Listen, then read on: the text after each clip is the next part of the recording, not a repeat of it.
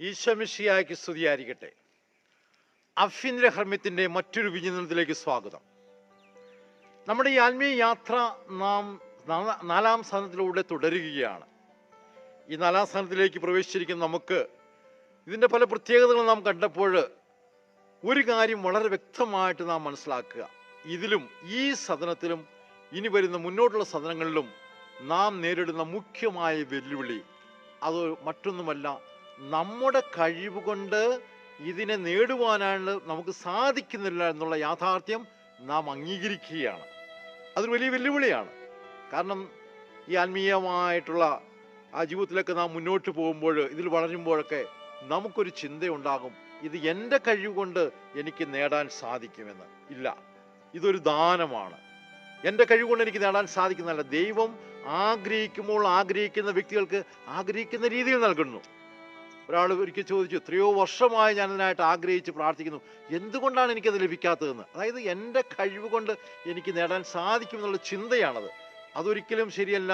ഇനിയും മുന്നോട്ടുള്ള സദനങ്ങളിലെ ആ അതിസ്വാഭാവിക ദാനങ്ങളൊന്നും നമ്മുടെ കഴിവ് കൊണ്ട് നമുക്ക് നേടാൻ സാധിക്കില്ല എന്നുള്ള യാഥാർത്ഥ്യം നാം അംഗീകരിച്ചേ മതിയാവൂ.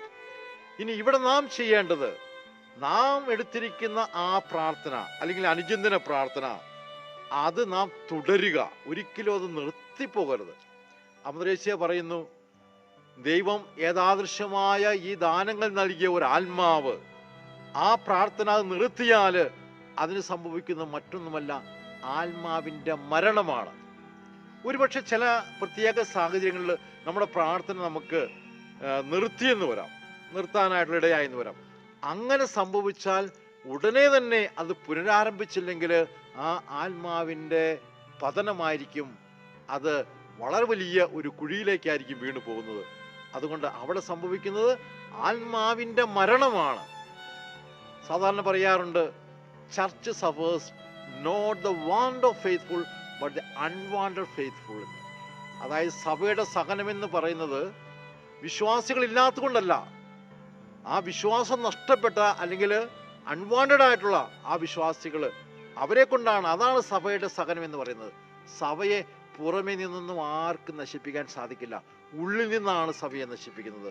ഉള്ളിൽ നിന്നുള്ള നാശമാണ്. അതായത് ഒരു കാലഘട്ടത്തിൽ സഭയുടെ എല്ലാ ആനുകൂല്യങ്ങളും അനുഭവിച്ച് പ്രാർത്ഥനയിലൊക്കെ ജീവിച്ച് വിശുദ്ധിയിലൊക്കെ വളർന്നു വന്ന വ്യക്തികൾ ചില സാഹചര്യങ്ങൾ അതെല്ലാം ഉപേക്ഷിച്ച് പോകുമ്പോൾ അവരാണ് സഭയ്ക്ക് ഒരു വലിയ വെല്ലുവിളിയായിട്ട് തീരുന്നത്.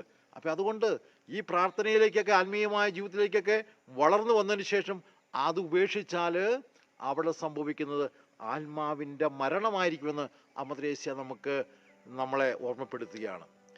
അപ്പോൾ പിന്നീട് ഈ സദനം ഇത് ലഭിക്കുവാനായിട്ടുള്ള ഒരു അടിസ്ഥാന യോഗ്യത നമുക്കുണ്ട്. അപ്പോൾ അങ്ങനെ യോഗ്യതയുള്ളവർക്ക് മാത്രമാണ് നമ്മൾ ഇത് കൊടുക്കുന്നത്. എങ്ങനെയാണ് ആ യോഗ്യത? അതായത് ആദ്യത്തെ 3 സദനങ്ങളിൽ നമ്മളെടുത്ത തീരുമാനങ്ങൾ, പ്രാർത്ഥനയെക്കുറിച്ചും പുണ്യപ്രവർത്തനങ്ങളെക്കുറിച്ചൊക്കെ എടുത്ത തീരുമാനം, അത് നമ്മൾ ജീവിക്കുമ്പോഴാണ് ആ യോഗ്യത നമുക്ക് ലഭിക്കുന്നത്. അമദ്രേസ്യ വീണ്ടും പറയുകയാണ്, നമ്മുടെ പ്രവർത്തനം കൊണ്ട് നമ്മൾ ആ യോഗ്യതയെ അതിനെ തടസ്സപ്പെടുത്തുന്നു. അതായത് നമ്മുടെ പുണ്യപ്രവർത്തനങ്ങളും നമ്മുടെ പ്രാർത്ഥനയും നിർത്തുകയോ അല്ലെങ്കിൽ ഏതെങ്കിലും രീതിയിലുള്ള പാപത്തിൻ്റെതായ ആ ഇതിലേക്ക് നാം വീഴുകയോ ചെയ്താൽ നമ്മളതിനെ തടസ്സപ്പെടുത്തുകയാണ്. അതുകൊണ്ട് നമ്മുടെ കുറ്റം കൊണ്ട് അത് നമുക്ക് ലഭിക്കാതിരിക്കാനായിട്ട് ഒരിക്കലും നമ്മളതിനായിട്ട് മുതിരരുത്. അതായത് നാം എടുത്ത തീരുമാനങ്ങൾ, 3-ാം സദനം വരെ നാം എടുത്ത തീരുമാനങ്ങൾ, അത് പ്രാർത്ഥനയെക്കുറിച്ചായിക്കോട്ടെ പുണ്യത്തെക്കുറിച്ചുള്ള ആയിക്കോട്ടെ, അതെല്ലാം നാം തുടർന്നുകൊണ്ട് തന്നെ പോകണം. അവിടെ നാം അത് നിർത്തരുത്. അല്ലെങ്കിൽ അതിന് ഇത് തരാനായിട്ട് വിഘ്നമായിട്ട് നിൽക്കുന്ന ഒരു പ്രവർത്തനത്തിലേക്ക് നമ്മൾ പോകരുത് എന്നാണ് അമദ്രേസ്യ പറയുന്നത്. അപ്പം അതുകൊണ്ട് നമ്മൾ ഇതിൽ മുന്നോട്ട് പോയി കഴിഞ്ഞാൽ, ഈ യോഗ്യതയിൽ, ഈ പുണ്യത്തിലും പ്രാർത്ഥനയിലും മുന്നോട്ട് പോയി കഴിഞ്ഞാൽ ഈ സദനത്തിൽ ഇതിൻ്റെ അകത്തേക്ക് ഇതിലും അതിനപ്പുറത്തേക്കും മറ്റ് ഈ ആത്മീയതയുടെ ആഴങ്ങളിലേക്ക് ദൈവം നമ്മളെ നയിക്കും, യാതൊരു സംശയമില്ല.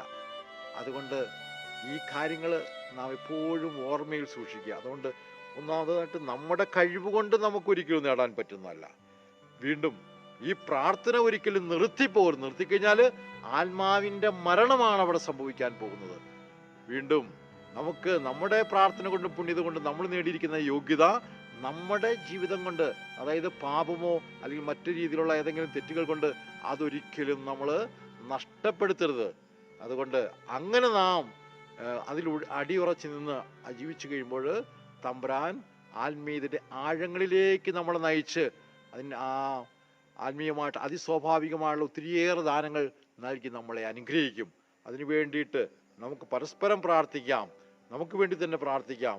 പ്രലോഭനത്തിൽ വീഴാതെ ജീവിക്കാൻ വേണ്ടി, കൃപയ്ക്ക് വേണ്ടി നമുക്ക് പ്രാർത്ഥിക്കാം. ദൈവം നിങ്ങളെല്ലാവരെയും സമർത്ഥമായിട്ട് അനുഗ്രഹിക്കട്ടെ. സർവശക്തനായ ദൈവം പിതാവും പുത്രനും പരിശുദ്ധാത്മാവും നിങ്ങളെ അനുഗ്രഹിക്കട്ടെ. ആമേൻ.